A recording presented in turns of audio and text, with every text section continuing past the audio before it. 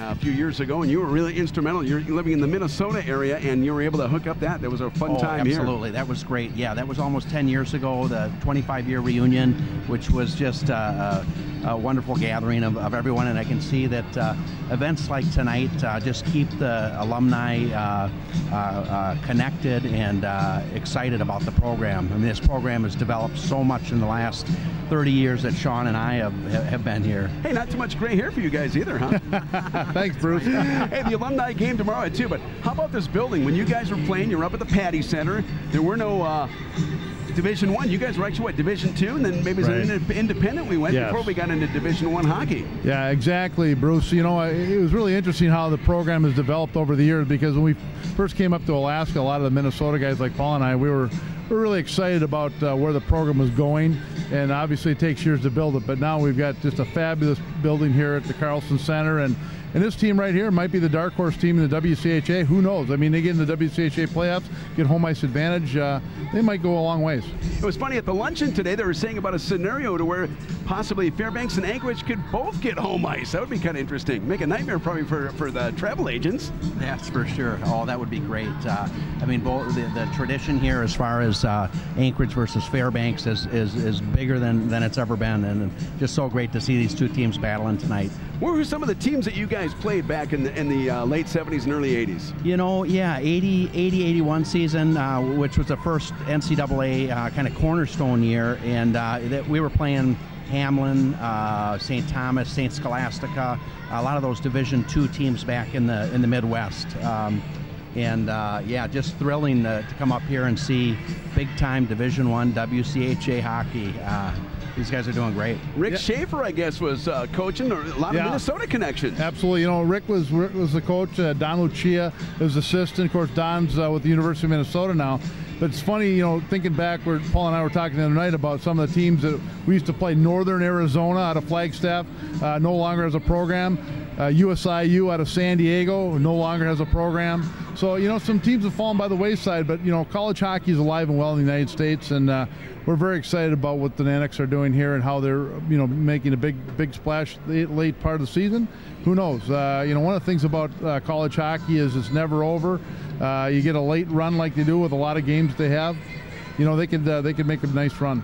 Chris Chelios actually was going to play for that San Diego team, but I guess he caught mono or something, then he transferred to Wisconsin. But it could have been interesting, Chris Chelios suiting up against the Alaska Nanooks. Absolutely. How about that new Nanook locker room downstairs, the $4.2 million project down there that's part of this arena renovation? You're going to be amazed. It rivals some of the NHL stuff. Absolutely, yes. Shawn and I were there yesterday for the practice for the alumni game, and Dallas showed us all around, and just the caring and consideration of the head coach to walk, you know, some old-timer alumni folks like us around was so much appreciated. Well, you know, it comes down to recruiting. I remember going to the first Nanook hockey banquet over at the Tanana Valley Sportsmen's Association. It was basically a hot dog feed and I think a keg of beer or something. Now it's gotten big. But when you look at this locker room, it's got to be a great recruiting tool for the coaches. Kids want to come to places where they like stuff. Yeah, absolutely, Bruce. You know, I spent 16 years in the hockey business, and I was in Omaha, the Omaha Lancers in the USHL for 3 years as a coach and GM. And, you know, a lot of different colleges coming and looking at junior players and, you know, what do you have to offer me? And that's what they're looking for. And, you know, Fairbanks now has got a first-class, you know, arena and a pro-style locker room. That will get kids excited for a place to play. And there's probably a good opportunity now. We're going to see maybe a few more Minnesota kids now that we're playing the Minnesota States and the Bemidji's and the three schools in the upper part of Michigan. There's a chance that we'll get a few more of those recruits maybe from the Minnesota hotbed. Absolutely, and I think Shawn at the luncheon today actually asked some questions about that. You know, we actually offered to be the official scouting tour for the Midwest.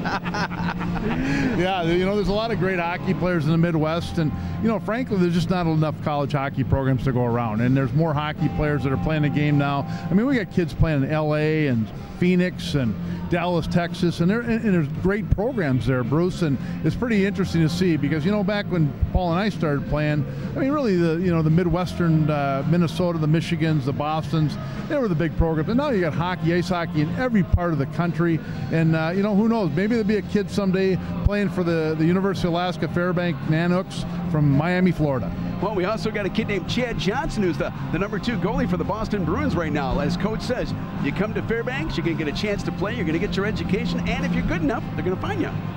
Absolutely, yeah. Exciting to watch him play, and to think that Shawn and I were both goalies, and someone like Chad that's gone on to be a top-notch NHL goaltender is just exciting to be part of this program. Talking to Paul Burke and Shawn Jones, who are members of this hockey team in the late 70s and early 80s. Who were some of your teammates? Kick out some of the names. I mean, we're talking early on, 80-81, Scott Rosellis was a leading scorer. Scotty's kind of, bleeds blue and gold. I mean, he is so loyal to this program. Lou Basler, John Lovedahl, Lance Skettle, a lot of the guys. Bill Lodi came up from Minnesota. Dave Jabinski came up from South Bend, Indiana. Rick Schaefer brought him up. And then Shawn came in the next year. There were another great crop of players. Yeah, absolutely. We had, of course, Steve Moria, whose jersey's been retired here at the Carlson Center, and we had a number of other guys: Rice Miller, Brad Corbett, Rick Trupp.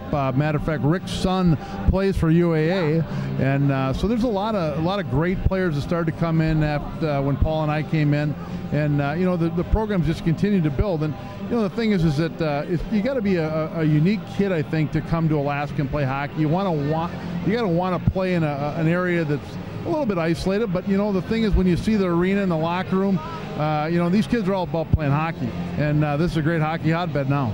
We're going to draw 9,000 folks this weekend. We're going to have 4,500 here tonight, probably a sellout tomorrow. And if we're not sold out tonight, these will be the biggest crowds in the WCHA this season here. We were just told with Bemidji State and Lake State both losing tonight, UAA has now officially clinched a playoff spot. That's according to our friends at USCHO.com. So it looks like the Seawolves are in right now. So that's going to be pretty good. You guys looking forward to the alumni game tomorrow? Should be a lot of fun.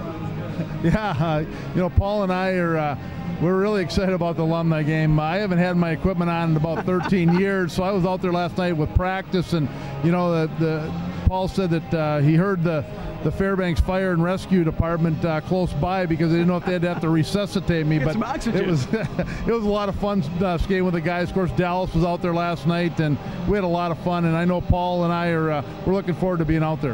And on top of that, they're going to do a little bit of a fundraiser. It's going to be free admission, but they're going to pass the hat there, raising funds for the Alaska Nenic women's club team that's going to be in Delaware next weekend for the for the ACHA Division II National Tournament. They're there for a third straight year. Wow. Former Nenic Scott Vakarov coaching that team. Nice. So how many alumni?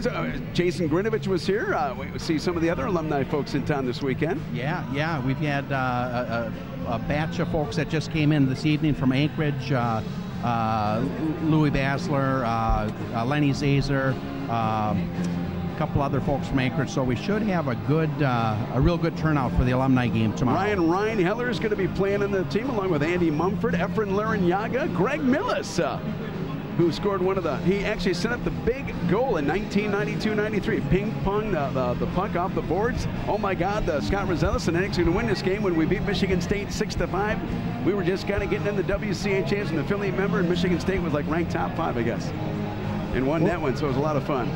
Well, Bruce, it was fun. It was kind of fun a few years ago when Tavis McMillan was a coach here at UAF. They came down to play the University of Minnesota, and at the time, the Gophers were #1 in the country.